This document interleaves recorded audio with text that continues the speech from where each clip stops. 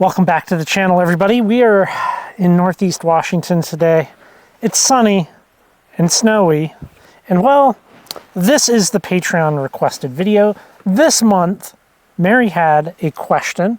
She wanted me to talk about some common mistakes that we've made over the years, and maybe just kind of some things like I wish we knew these back when. And well, today's a perfect example of a mistake. We'll get into that here, but I have 5 things, and Sarah has 5 things. And well, as you can see back here, there's a bunch of white stuff, and today did not go really as planned. I planned on coming out, doing a little bit of rock hounding. It's March, which is very early, but it's also, well, it's like 55, sunny, and I was hoping... It's been 55 and sunny. Yeah, I was hoping that it would be thawed out, and well, the road in is good up until this point right here where you can see an abundance of ice. So rather than a 7.5, 8 mile hike, we're doing something else, and that something else is this. It's this that we're doing. Okay.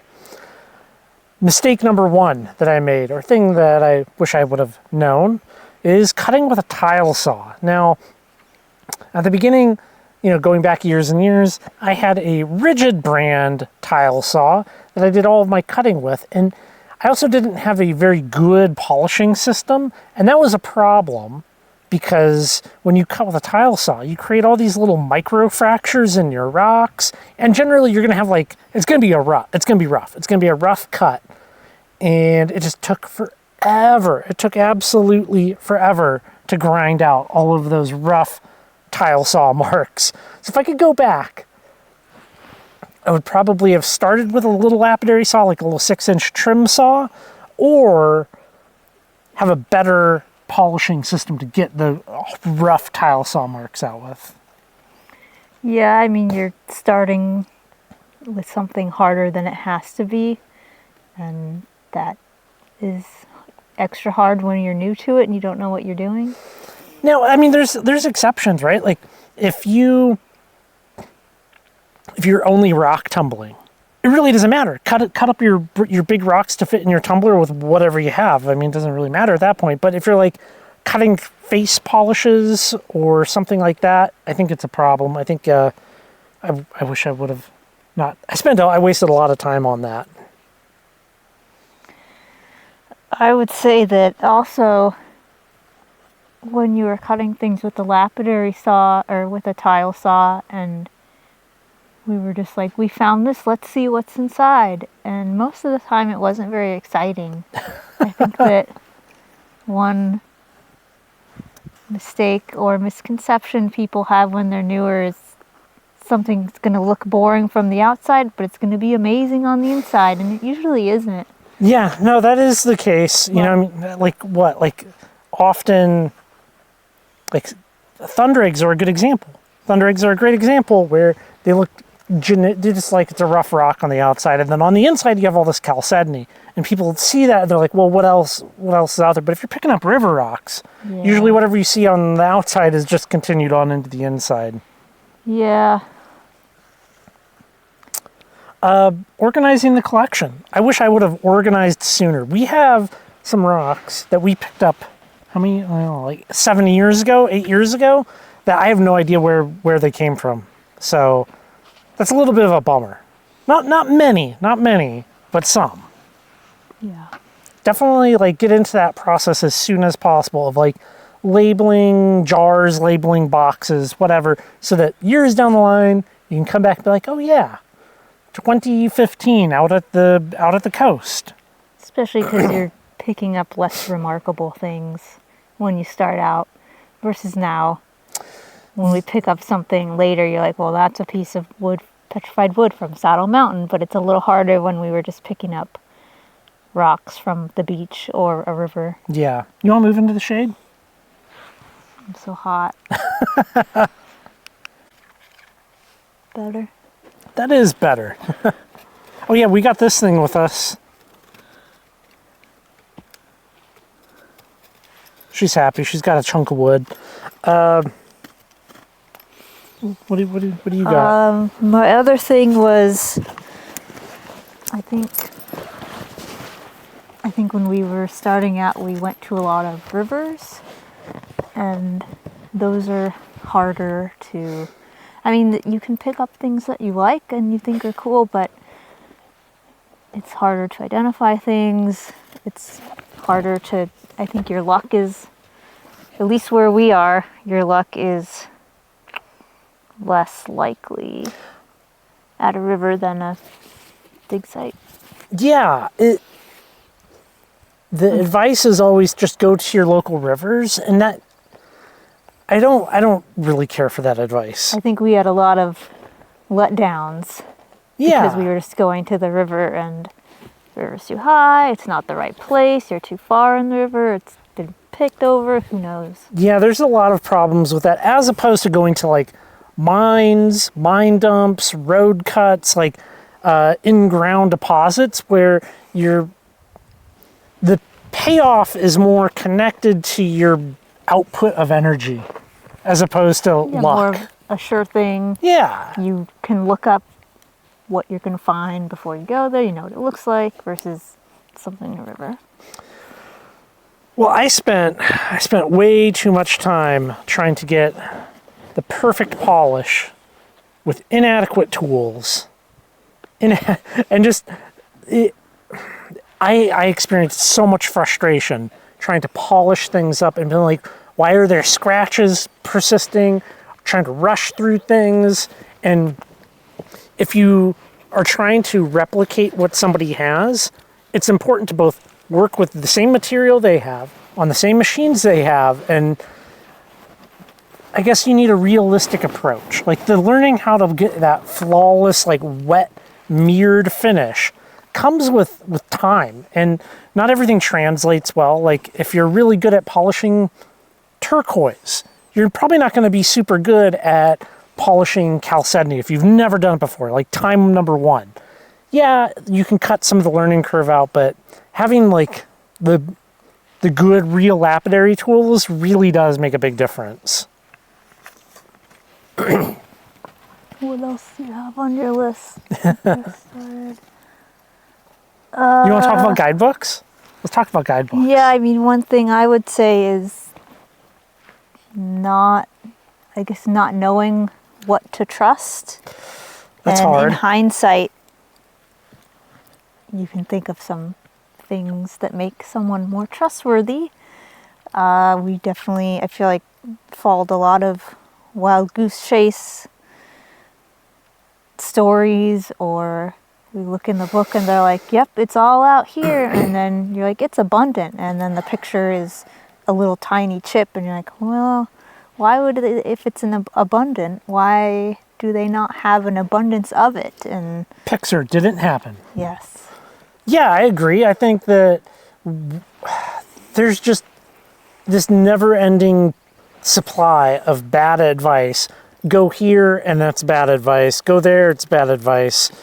That's kind of like been the biggest hurdle in this whole process of learning how to go rock hounding is trusting guidebooks. Nope, don't do it. You got to like double, triple check everything in a guidebook, because sometimes they straight up just repeated old information and never went and verified or anything. That's a problem. Even if it's a new guidebook, that doesn't mean the information is new. There's new guidebooks that have information from, 10 years ago. So that's a problem. Facebook is a problem. People will say they found this thing there, and they're like, actually, they didn't find it. Somebody gave it to them. And they have no idea of anything. So really pick your sources very carefully. If they don't have photos, if they don't have videos, if they're not like, this is the GPS of where this came from, and can demonstrate over a long period of time that the information that they produce is trustworthy, you're going to waste so much time and gas. I mean, it's hard because a lot of the advice is just to get the books to find where to go, because that's what people, when you get into it, you're like, where do I go? And you ask that online, and then the advice is just buy the books. That's us. That's us. Like, so our first rock hounding trips were in Oregon, and we did exactly that. we went and got the guidebooks, right? And went to so many places and we're like, doesn't match up. Like, what are we even looking for? Because there's no pictures in the book. Yeah. The picture in the book is a specimen from a museum that's cut and polished. That's... yeah, that is very annoying. The pictures need to be their pictures, not the best specimen ever found. Yeah. Yeah, we made a lot of mistakes. And, going back to like 2016, there was not the abundance of online information that we have now. There wasn't like, 100 good YouTube channels. There wasn't all these things. We basically had some online forums that were kind of active. There's a couple of things happening on Facebook, I think. And then the books. The books were it. So I would add to that rock clubs. So some standard advice that's always given is you want to learn about rocks, you want to learn about where to go, join a rock club. Now, can't speak for all rock clubs. Like all things, like there's going to be good guidebooks, bad guidebooks. Same with rock clubs. There's some excellent clubs out there that have like amazing websites. They do great field trips. They have a great club, all of that stuff. And there's some that are super not that. They are not helpful. They are not going to help you learn how to cut and polish rocks because they don't have a shop. And even if they do, they're very like stingy with the information. And their field trips are kind of lackluster. Yeah, definitely the advice makes it out to be like there's these like sages waiting for you to ask them questions and they're ready to divulge their secrets. You just have to join the rock club. If only it was that simple. Well, what do you got? My last one is don't buy a rock tumbler. And why not? Why should it? Yeah, you just offended so many people that love rock tumblers. Yeah, but when you're just starting out, it takes such a long time to start to finish. You don't realize you can't. The people get a rock tumbler and think, "Here's all the rocks I've collected. It would be cool if they were shiny."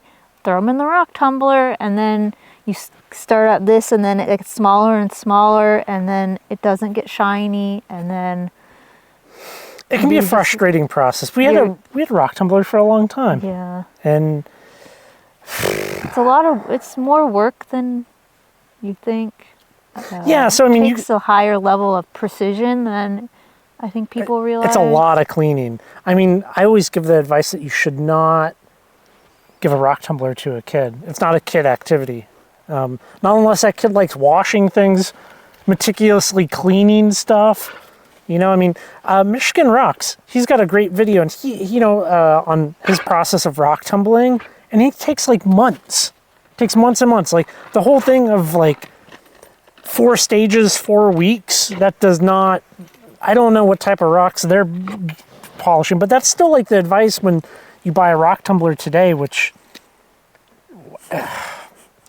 yeah, it's just a very slow process. Look at Leica behind us. Yeah, I wouldn't I know I said cutting into rocks is kind of boring, but it would have been more interesting to get a good saw than a tumbler, but I guess the saw is more expensive. Yeah. Well, my last thing has to do with trip planning. We used to do trips, like we would go from our house to a place and then back. And that was our trip. And then we were like, well, let's be more meticulous here. What's along the way? So then that 3-day trip became going to 4 or 5 places, which that was really big. And now we have like a very dialed in system for camping, of loading up the vehicle, where nothing is forgotten, or rarely do we forget anything. Usually it's me because I'm the one loading stuff. And we do a lot of planning with alternatives to things. And what else? How do we plan our trips? What am I forgetting here? We plan everything, where we're going, the route, the stops. Yeah, the route, but it's the still stops. Flexible. We still have multiple options. Alternatives, yeah. Like impossible things where it's like, oh, well, this is a road cut worth looking at. but it's only 3 miles off out of our way, and we kind of try to work little things in like that. And we bring everything with us. We don't like stop and go to restaurants or hotels or anything like that. So we're kind of very like a self-contained to like all the water, everything. And we can come to places like this. Weather. The weather is important. You know, like every single year though, we do what we're currently doing right now where we're like, you know what? It's 55 out. The sun's shining. It's been like this for a week. And then we come out somewhere and there's like 6 inches of snow and we're like, too early, too early.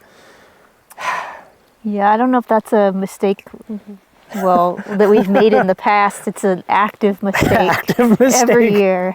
Don't be impatient if you live in a northern area. You just got to let the weather turn. Hey, girl. I recommend bringing one of these things. That's kind of fun. Hairy meatball. Yes. Yeah, I don't, a lot of it is advice. Don't follow bad advice, and plan your trips. Put a bunch of effort into planning them.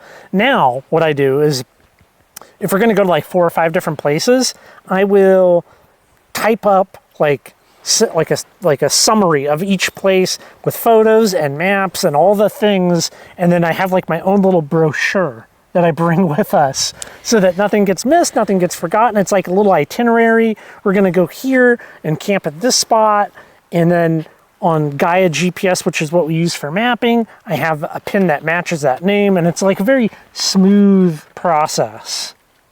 Sometimes we never know when you're going to lose cell service. So it's good to have things printed. Yeah, printed and downloaded offline to your phone. Mm-hmm. If you have any advice that we missed here, go ahead, put it down there. I'm sure a lot of people would appreciate it. I would appreciate it. And thank you to everybody that supports this project over on Patreon. Thank you guys so much. Do you have any other advice? Anything you wish you had done differently? No, I think that's about it. I do. I think that about covers it. We haven't rock hounding, going out, exploring places like this. It's a lot of fun. And so long as you give yourself enough time and you can make some mistakes along the way, it's still pretty enjoyable. It's a beautiful day right now. So, all right, y'all. Thank you guys so much, and I will catch you on the next video. Laika, you want to say goodbye? She's speechless.